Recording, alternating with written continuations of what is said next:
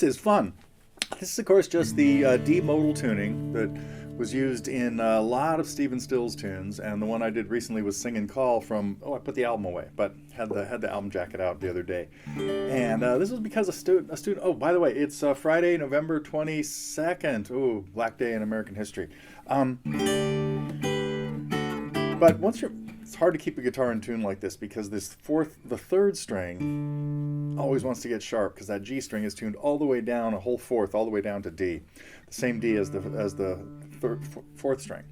And I've talked about this in a few different in many. There've got to be 4 or 5 lessons, all Stills tunes, I think, that use this tuning. And as everybody, it's easy to find that Stills tunes all 5 of the strings to the root, 5 of the strings, and leaves only the second string as a 5th. I prefer to leave the 5th string as a 5th as well, and you really don't need to use it. It doesn't make sense to have all those roots.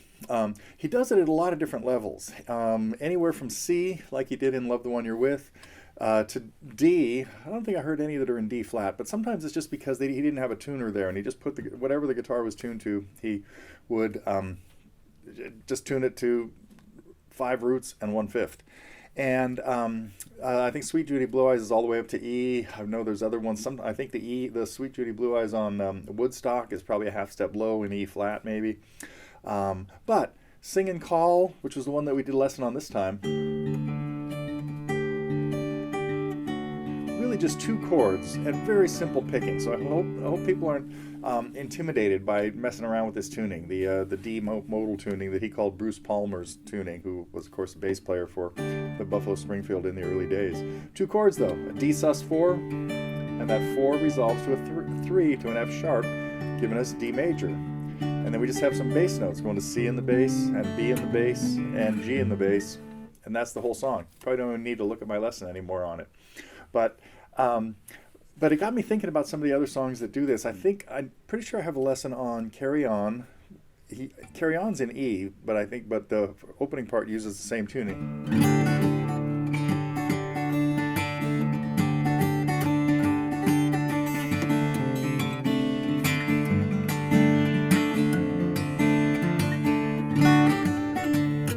And Sweet Judy Blue Eyes, of course.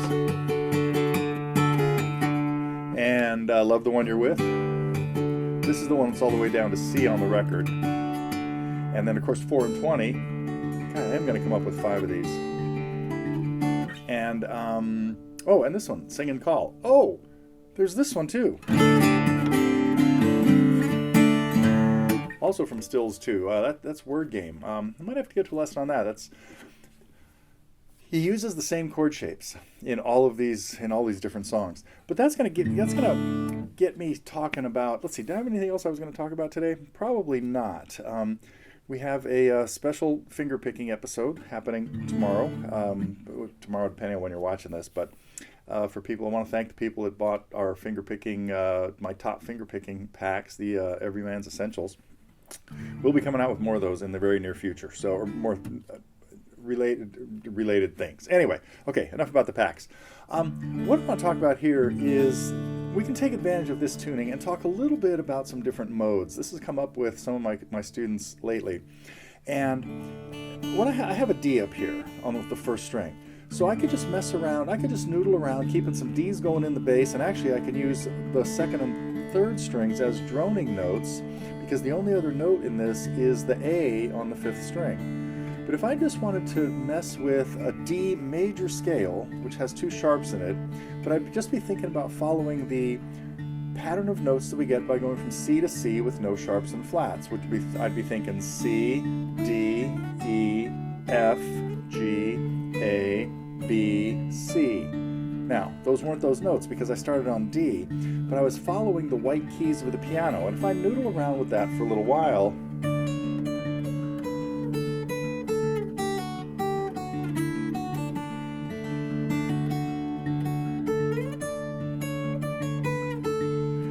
kind of the giveaway here that makes it sound major is note 7.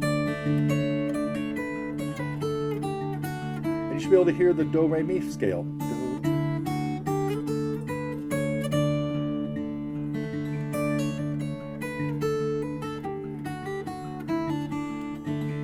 So that is the Ionian mode. The Ionian mode follows the set of notes that follows the C pattern, which would be a whole step to 2, whole step to 3, half step to 4, whole step to 5, whole step to 6, whole step to 7, and a half step to 8.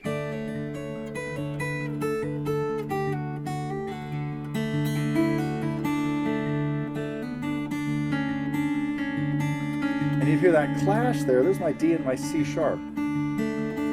Well, the mode that is closest to the Ionian mode, with one note different, is the Mixolydian mode, and that just has a flatted 7th. Instead of hearing this,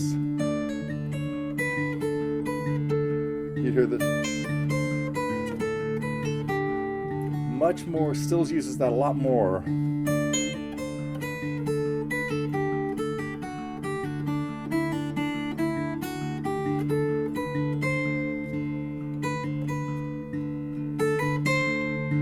That clash of the flatted 7th is what gives us this Mixolydian sound. Now if I change one more note and follow, so the Mixolydian mode is the pattern we get by going from G to G with no sharps and flats. If I play G, A, B, C, D, E, F, G, I don't have a whole step from 7 to 8. I have a whole step, I don't have a half step from 7 to 8. I have a whole step from 7 to 8, but the half step's at 6 and 7, and that's what gives us this sound.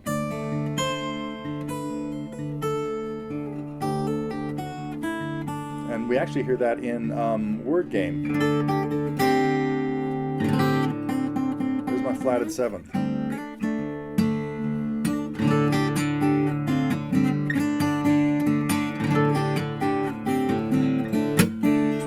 Anyway, if I change one more note, flatted 7th, then a half step down to 6, to 5, to 4, and if I flat the 3rd, I have this.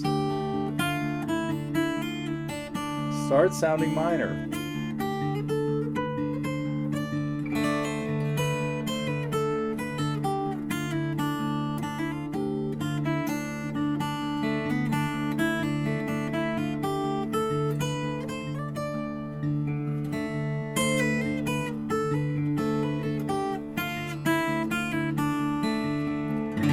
That is the Dorian mode. That is the mode that we get the pattern from by going from C to C, D to D, with no sharps and flats.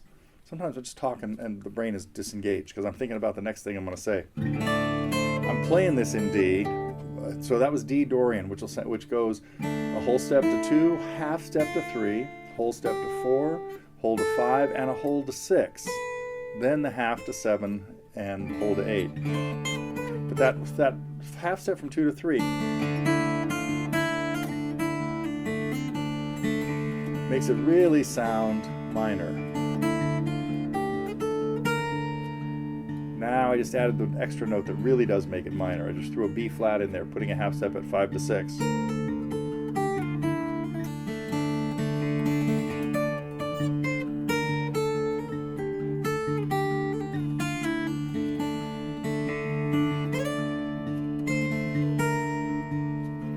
There's that spooky minor sound because of the half step at 5 to 6.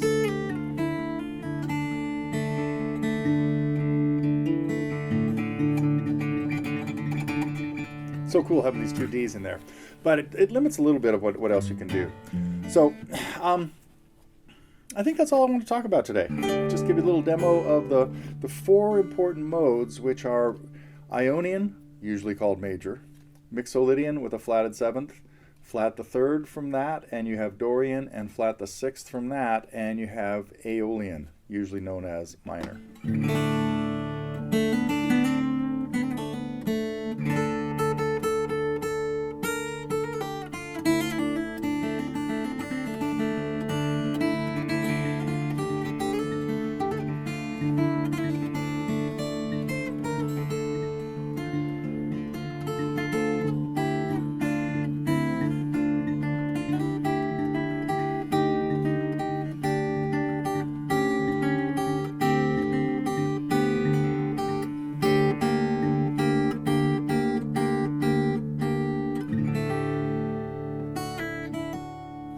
Notice that ending didn't feel resolved? That's because because that note I have up there on the top is not in the D chord.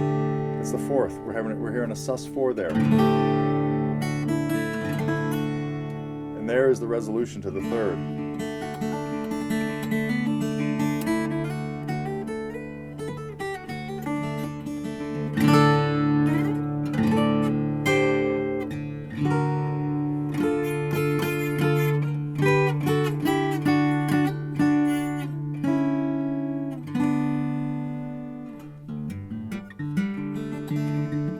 Okay, enough noodling around. I hope that was a little bit entertaining and hopefully a little educational.